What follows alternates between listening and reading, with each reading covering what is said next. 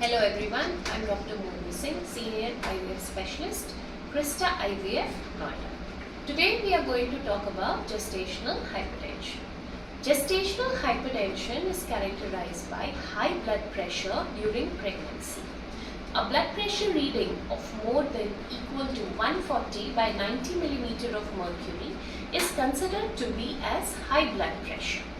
Gestational hypertension generally develops after the first trimester of pregnancy. If you have developed hypertension during the first trimester of pregnancy itself, then there are high chances that you are suffering from essential hypertension and not gestational hypertension. At least 2 separate readings of blood pressure, at least 4 hours apart, should be taken when the mother is in a relaxed state, and if in both the readings you get high blood pressure, then the mother can be stamped a case of gestational hypertension. Now, how does gestational hypertension occur? Normally during pregnancy, the peripheral resistance to blood flow is supposed to decrease. So normally there should be a drop in the blood pressure.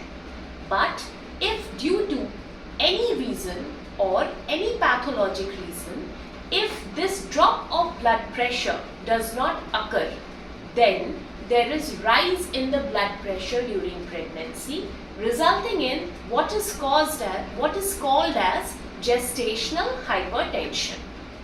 If gestational hypertension is associated with other organ involvements like liver, kidneys, CNS, heart or lungs, then this entity is termed as preeclampsia.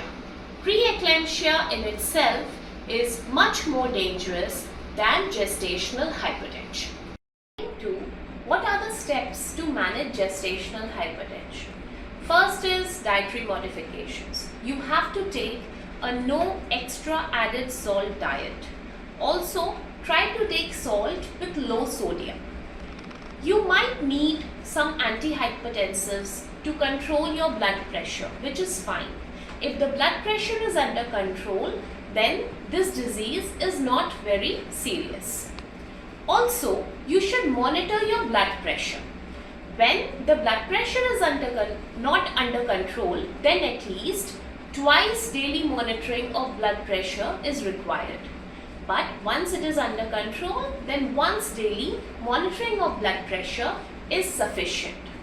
Also, at routine and regular intervals, we need to screen for signs and symptoms and lab parameters for preeclampsia, as any time during the pregnancy, this gestational hypertension can develop into preeclampsia, which is much more dangerous. Then, last but not the least, regular antenatal care for the mother and strict follow-up with the doctor, along with Doppler studies and growth scans for the fetus are a must. Generally, gestational hypertension routinely does not warrant an early termination of pregnancy.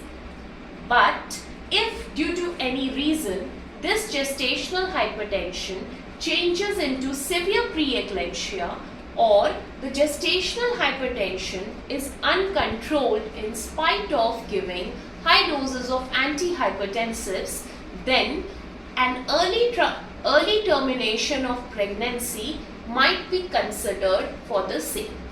Thank you. Video को like, share और channel को subscribe कीजिए। हमारे fertility विशेषज्ञ से मुफ्त परामर्श के लिए नीचे दिए गए नंबर पर अभी कॉल कीजिए।